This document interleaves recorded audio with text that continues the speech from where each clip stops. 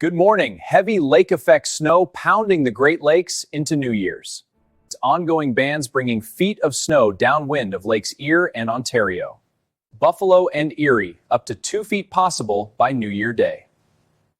Watertown, 12 to 18 inches. Traverse City and Marquette, 6 to 12 inches. Quebec and Ontario, around a foot of snow accumulating. Blizzard conditions, visibility near zero, strong winds blowing snow. Northern Maine, light ice glaze up to 0.1 inch. Winds gusting over 60 miles per hour in Great Lakes, higher in Appalachians. Timing, bands continue through New Year's Eve and day. Sub-zero wind chills, down to minus 20-degree forest in upper Midwest. Active pattern, more storms possible into January. Travel, dangerous, whiteouts and slippery roads.